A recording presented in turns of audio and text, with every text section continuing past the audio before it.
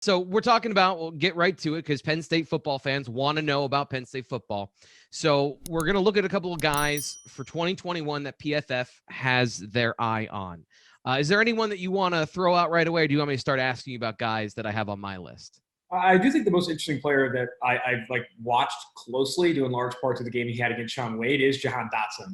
I do know some people see him as a top 10 receiver in the 2022 NFL draft. I've watched him a bit. I think he came on really strong this past season. I want to see more of it. I know he's a little bit of an older player, so I'm interested to see how much he progresses and moves forward with Penn State. But I think Jahan Dotson is probably the biggest name I've already looked at a decent amount coming out of Penn State.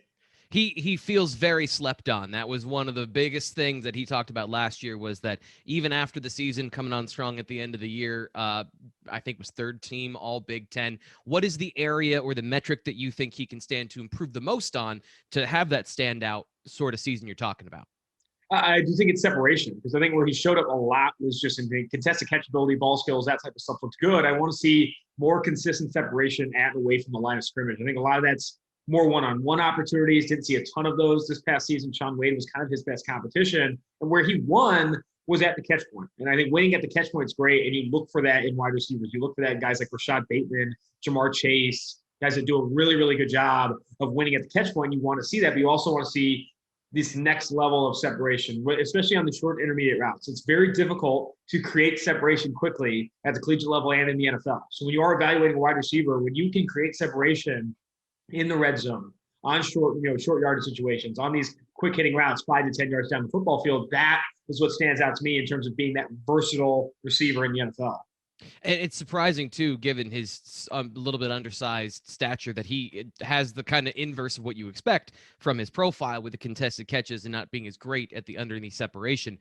How much of that plays into, from a production standpoint, what Sean Clifford is bringing to the table? How does that inform what you can see and can't see from Jahan Dotson?